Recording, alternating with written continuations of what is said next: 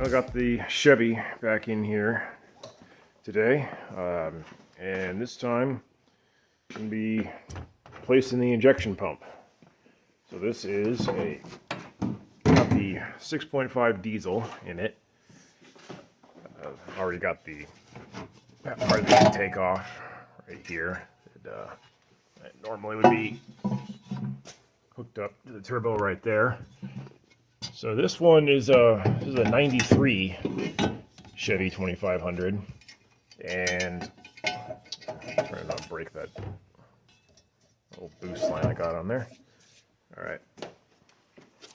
So yeah, this is a 93 Chevy 2500, and this is kind of an oddball year because it's the only year that had a turbo and still kept the all-mechanical DB2 injection pump.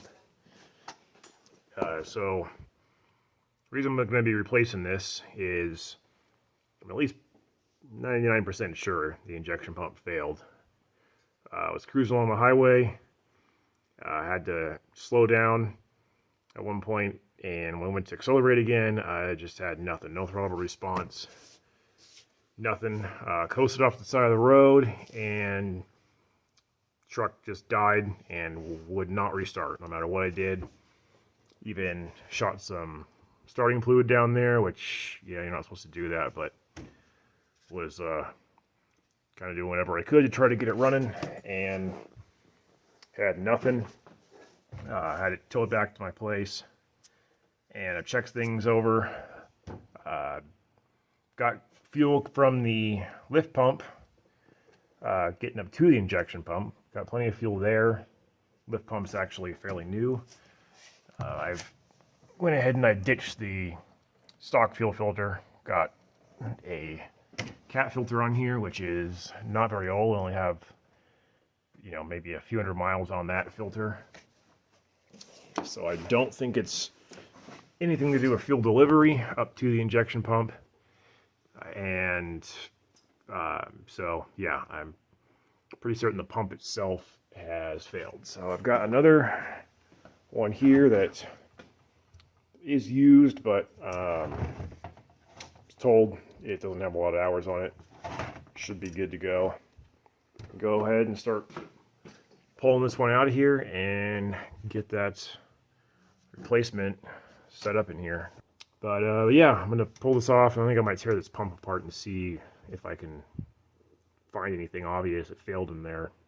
Because this pump is not all that old. I've maybe got 10,000 miles on it, so I don't know why it died so quickly, unless it was just a poor rebuild. So yeah, we'll get started.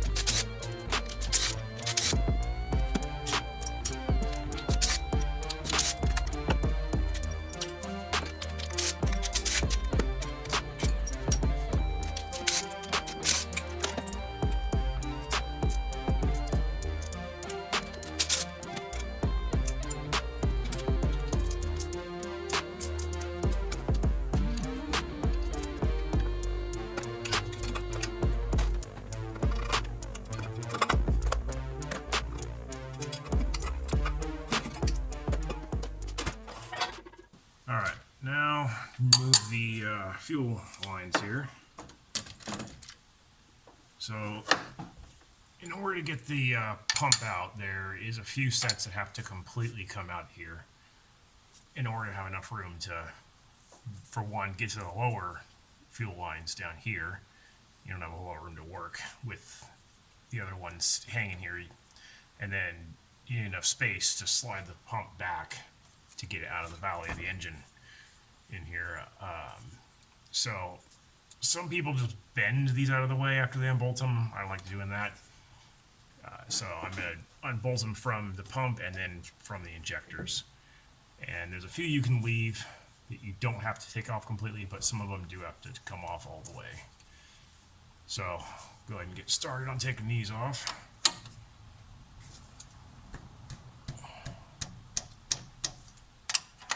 And I forget, I think this is, let's see, yeah, that goes to cylinder 1 right here. And I forget why it's some kind of like either, I don't think it's a check valve, maybe a little regulator valve. I'll have to look that up again and figure out what that was for, but that guy does go on to cylinder 1 right there.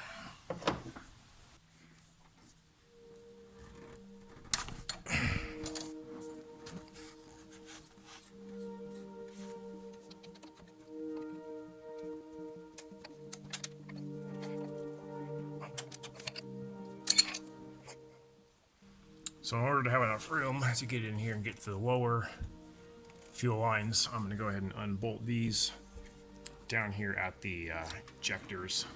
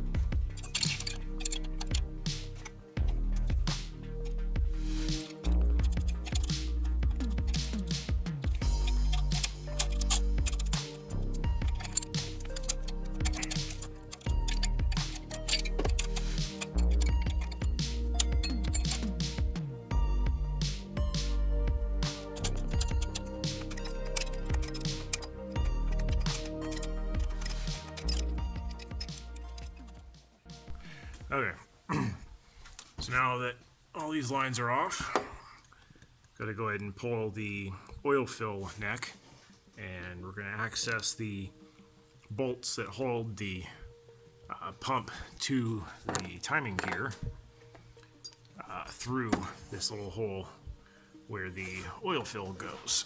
And that's going to be on the pump, these 3 bolts here. And that's the gear that drives the pump. So we'll go ahead and pull that off and get to those.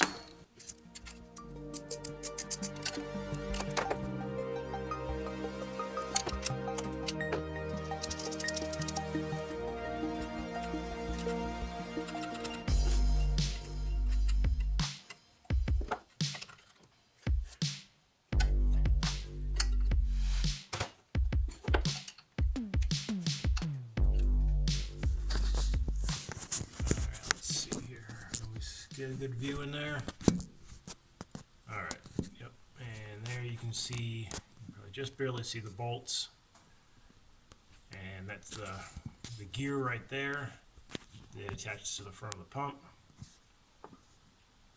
And those bolts are Allen headed bolts. So you're gonna have to rotate the engine around to get to all of them.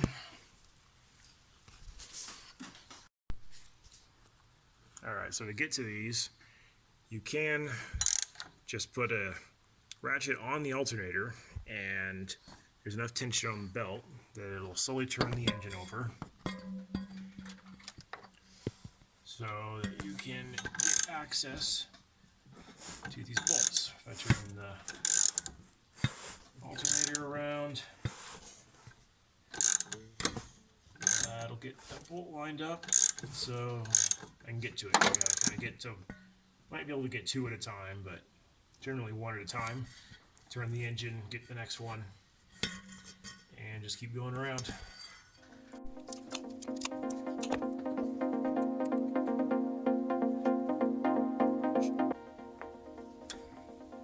Alright, now when you get get these out, you want to be very careful. You do not drop them down into the front cover.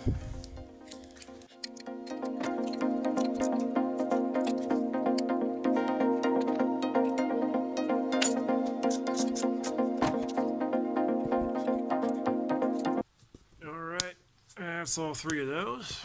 Now, there's just 3 bolts here holding it to the front cover. I already got the one loose over here. So get those out and then should be able to slide the pump right out. And you don't have to worry about trying to time this. You just have to watch out for when you put the new pump in, there's an alignment dowel. So there's this alignment dowel right here. So you got to make sure that's lined up with the hole in the gear. And when you pull it out, I don't think the gear can move around too much inside this cover, but I would be careful. Don't go trying to rotate anything once you get the pump out. Just leave the engine where it's at so that you don't end up having it jump time. And I'm going to go ahead and turn the engine around until that alignment dowel is up here at 12 o'clock, just so it's easier to see when you are sliding the pump in.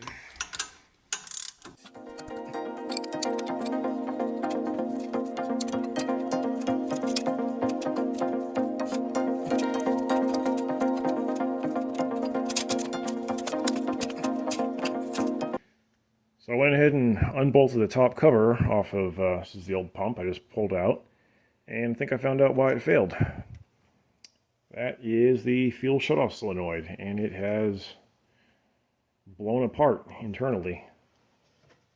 This is the chunk of plastic cover for it that came off. It does still move. I'm going to put some power to this and see if it still moves back and forth. I could hear it clicking in there when I was testing this earlier, but the bigger problem here is this coming apart allowed a bunch of little pieces of plastic and who knows what else to, let's get a better view of this here. Well, yeah, plastic and everything to get down inside the pump, and I'm almost guarantee that is why it failed. So yeah, so let's see here. So the job of this solenoid is in the non-powered position, so it's got spring pressure to overcome. When it energizes this coil, it sucks this in to allow fuel to flow through the pump. So when you shut the truck off, the spring pressure on that little tab right there is pushing this lever forward. And let's see here, let's get some more light. There we go. Now we can see. So that when you shut the truck off and you take power away from this solenoid here, that is shoving this forward and killing the fuel supply to the pump, and that's what shuts it off. So it may have been that this failed and I could hear it clicking, but it wasn't actually pulling this in. I'm going to go ahead and test that here. Or the fact that it failed and this chunk of plastic here was just kind of floating here in the pump. That could have also jammed in there and kept that solenoid from actually doing its job as well, and that could have been why it just died. So let's try putting some power to this thing and see if it still even moves. But yet I have not seen this happen before, so that's an interesting one. Okay, so we'll go ahead and this will just be our ground. Just be clamped somewhere on the body of this solenoid housing, and we'll get power.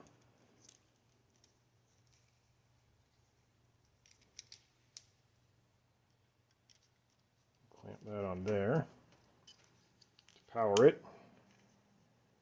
I'll just touch that to the battery here, and let's see what it does.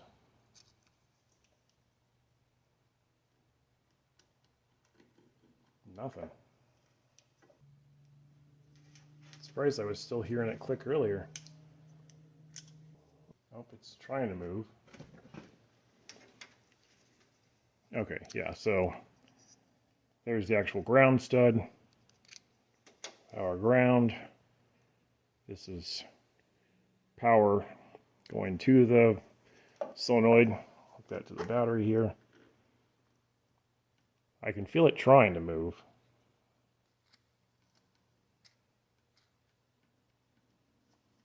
Oh, there we go. Okay, if I kind of help it. So it definitely does not have a lot of power, which makes sense since this solenoid is basically blown out. All right, well, at least that explains why it failed, and it's not just some random, you know, kind of unseen little failure in there that I couldn't find. But yeah, that's an interesting one. Don't think haven't really heard about these solenoids failing like this. I always figured they were pretty reliable, but something to keep note of. So got everything all cleaned out in here, getting it ready to put the new pump in, and picked up a new gasket set. Gonna need this guy here. So that'll go like that on the new pump. I'm gonna go ahead and set that on the engine side over these studs right here.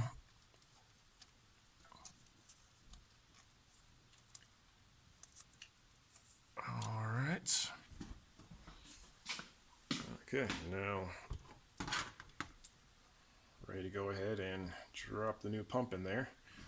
So, like I was saying before, I turned the engine around until I got this stud here on the gear that, you can't really see, but through where the oil fill tube used to go, I can kind of feel that in there. Gonna line that up with that stud right there on the drive of the pump. So I'll go ahead and slide this in the valley of the engine now.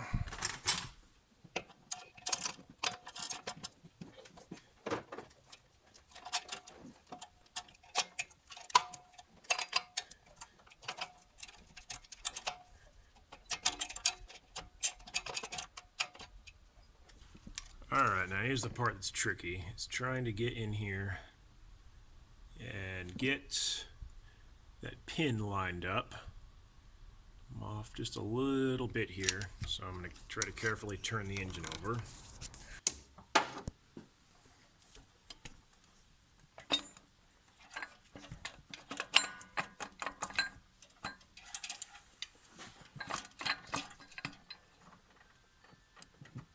Alright. There we go. Now it's lined up.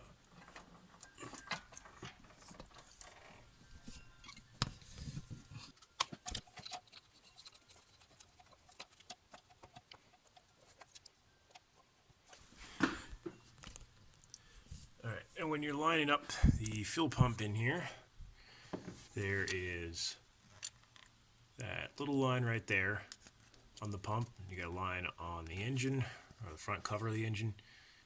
So you just want to get those lined up with each other.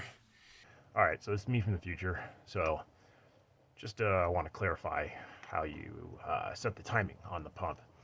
So I initially had set it up with those two lines. Hopefully you can see that there. Perfectly lined up with each other. That was not enough timing advance. I did have to rotate the pump and advance the timing in order to get it to run a little better, not smoke so much. Timing was too retarded, so it was injecting fuel too late and wasn't getting a complete burn. So I had to rotate the pump to advance the timing, and to advance it, you want to rotate the pump so that if you're looking straight on at the engine, the top of the pump is going to rotate towards the driver's side, or towards the, it'll be your right, but it'd be the left side of the truck.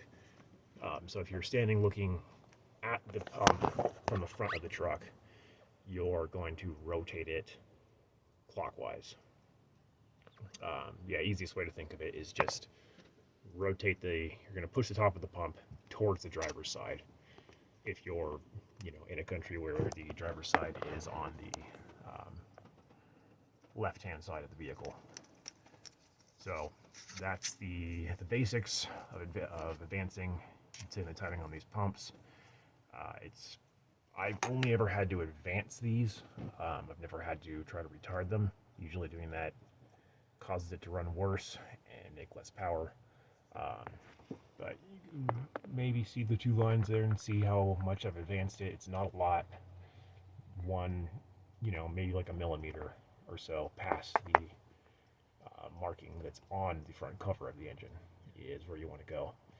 I haven't really ever had to go too much past that. But anyways, just want to come back in and add that a little bit here. But anyways, that's how you set the timing on the pump. And again, make sure that you don't end up letting that gear jump and skip any teeth. I don't think it will, as long as you don't try to crank the engine over with a starter. If you just go slowly by hand, it should be fine. But when it comes to reinstalling all these lines on the back of the pump, in order to not have to remove too many of these injection lines, which if your truck's a turbo like mine, trying to get to the ones down here next to the turbo, if you can see them down there, that's a pain in the ass. So prefer to not have to take them off. I only take off the two, go to the front two cylinders on the driver's side. That's the easiest ones to take off, and it gives you just enough room to get in here and get to the rest of the lines and get them off the pump. So when you reattach them, start at the two bottommost ones all the way down here. It's kind of hard to see because it's blocked by some of the others, but yeah, it's the lowest one down in here. So yeah, start by tightening up this one right here that I'm turning. Get that one on first, and this one. Let's go around to the other side. Okay. So follow it up by this one down here. But anyways, get those two on first. That'll make everything much easier because you'll have access to get these ones started while you've got the others out of the way, and you can manipulate and move the other lines around. But I found this makes it easiest and allows you to get this done by only having to remove these two fuel lines for cylinders 1 and 3 down here.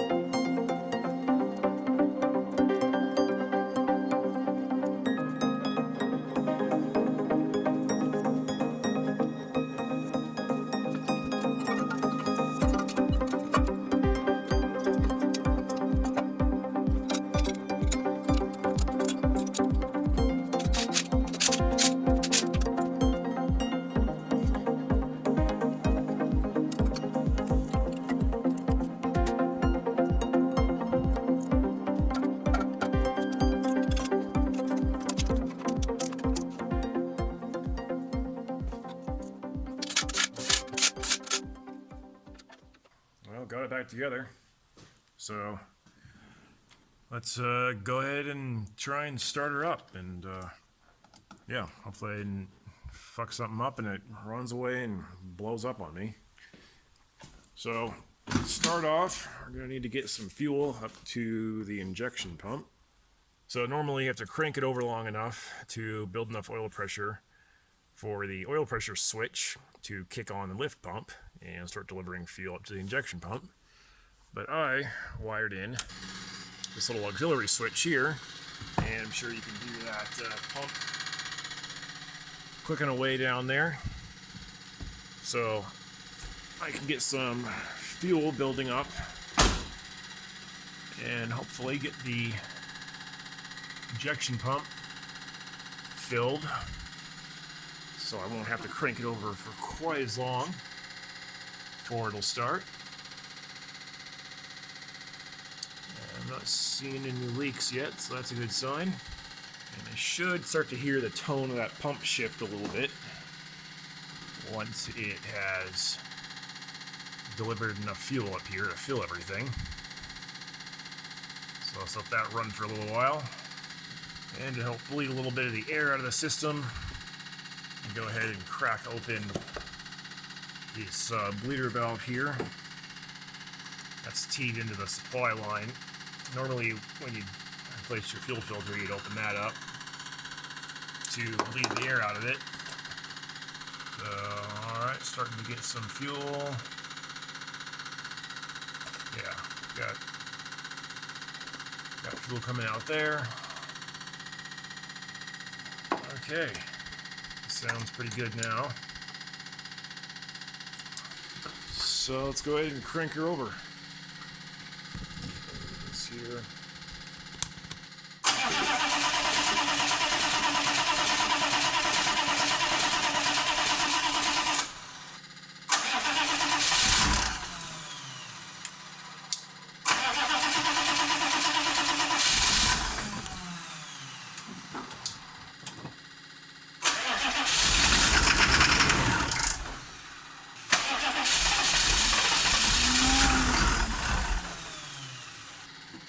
Alright, well, it's getting close. We're getting something. I have to throw a charger on these batteries, though. They're getting a little weak now. But we got smoke.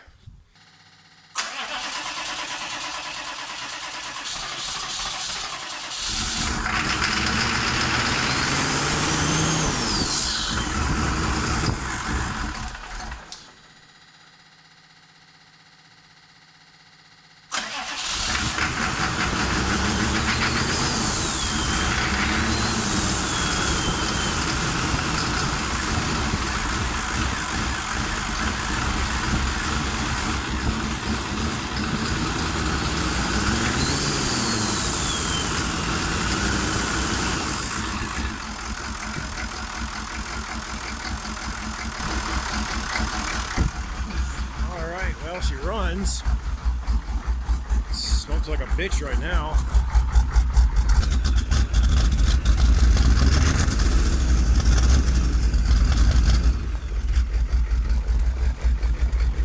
Alright, so it's a couple weeks later. Got the truck back in here. Gonna have to replace the injection pump again. This used one that I threw in that I thought would work alright.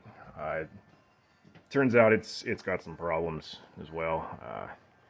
It is a real pain in the ass to start with this pump. It smokes for a good 10 minutes every time I start it now.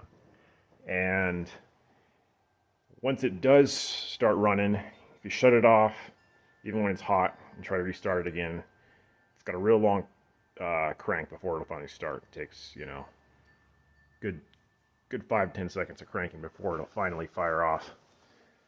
And other problem I've had with this pump is I can't really have any like steady throttle response. If I try and just give it a little bit of throttle to cruise at a steady speed, it likes to jerk around and it acts like I'm like lifting off the throttle and jabbing the throttle off and on, even though I'm just holding steady throttle pressure. So I don't know if that's something with the like what would it be, like the governor system in there, or some other component. not really sure. So anyways, yeah, it still runs like shit. So went ahead and just bit the bullet. Got a new pump, or not new, but rebuilt pump from Pensacola Diesel. So gonna go ahead and throw this one in and hopefully get it running better. So yeah, I'm sure you noticed in the video when I first fired this up, all the smoke pumping out of it. That didn't seem to start until you let it run for like a good 15 minutes with this pump here. Looks like the freaking truck's on fire whenever I start it. So really not very usable. So yeah, need to get the new pump in. So yeah, tearing this all back down again kind of sucks, but that was better than buying a new pump just kind of, you know, without doing any other testing. I don't have any sort of high pressure gauges or anything to really test these.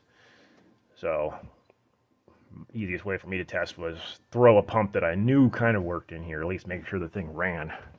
And I wanted to do that before I went and spent the $600 on a rebuild, hoping it would run, and then find out something worse. But it definitely just seems to be all on this injection pump that the problem is. I'm also gonna, this will probably be a follow-up video. I'm gonna tear this pump down, see what happened to it. I noticed when I had the cover off, you can spin the input on this thing and you don't see anything moving internally anymore. So there definitely seems to be something, either the shaft in here just straight up broke or something else catastrophically went wrong. Overall, I'm not impressed with these DB2 pumps. As far as I think, these are shit. Yeah, these suck. This will be I've had this truck about 9 years now. And this will be this pump here will be the third one I've put in, not including the one that was in the truck when I got it. So that was this will actually be the fourth pump I've had in this truck since I've owned it. And I don't know if I'm doing something wrong with them. Maybe I need to be running more fuel additives, because the fuel of today does not have the sulfur and lubricants in it that it used to have. Yeah, I recently started adding some two-stroke oil to my tank. That's supposed to help with, you know, adding some extra lubrication to the system. So yeah, yeah, maybe leave a comment if you've experienced these kind of problems with your DB2 pumps.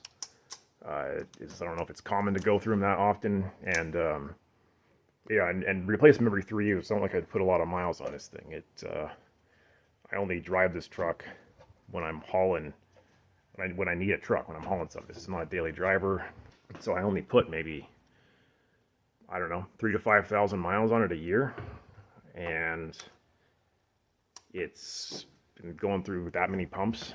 I only maybe get 12,000 miles out of a pump, which, you know, yeah, say 12 to 15,000 miles maybe. Yeah, these should not be dying that easy or that quickly. I know it's typically you get at least 100,000 miles of life out of these, so I don't know. Kind of weird. But yeah, I'm gonna go ahead and set this back apart and get this rebuilt one in there, and then hopefully it'll start running like it used to. So got everything back together for the second time. New rebuilt pump is in there, and I'm gonna go ahead and fire this up, and hopefully won't smoke and, you know, run as shitty as last time, and this will finally fix the problem and get the truck back to running like it did and actually be usable again. So let's go ahead and try and fire her up.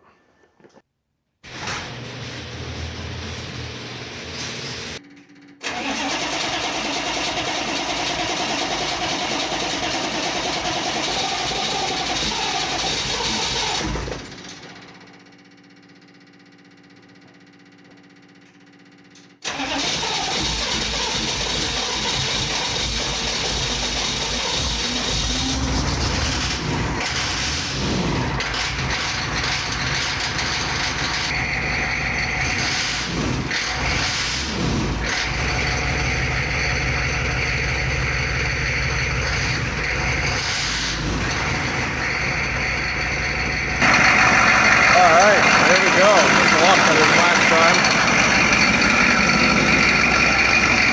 Little puff of smoke when it first fired off, but nothing like that other guild pump that was just constantly puking smoke. Idle's a lot smoother, a lot healthier.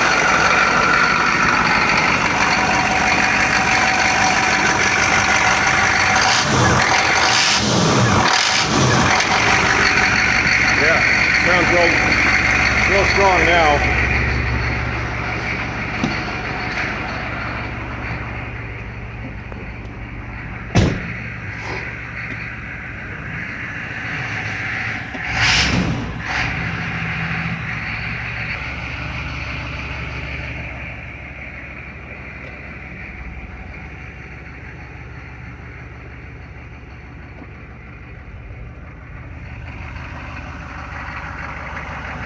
Finally move my camper now. I got a truck that runs. Alright.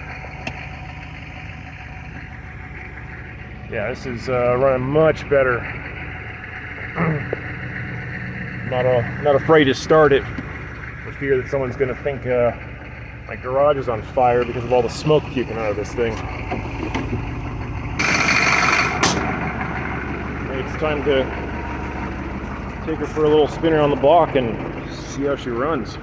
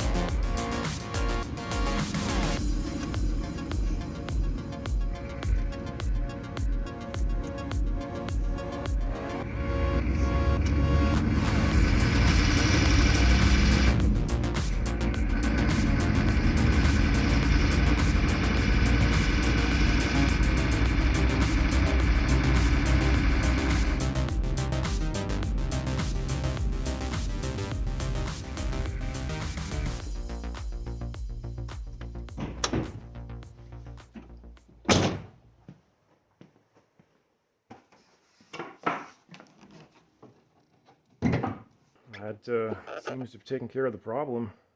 So it was, yeah, definitely, my initial problem was definitely a failed injection pump. That was this one here. Like I said, I'm going to go ahead and do a teardown video on this, see what exactly failed in there. This one here ran, but not well. Something was certainly wrong with this one also, so yeah, this will be getting sent back as my core for the one I just installed, and hopefully this one will actually last, because like I was saying, this is the third pump I've installed in 9 years owning this thing, and I don't know, that just seems kind of lame. It really feels like they should last longer than that. So anyways, yeah, hopefully this was helpful. Let me know in the comments what you thought, and yeah, I'll see you in the next one.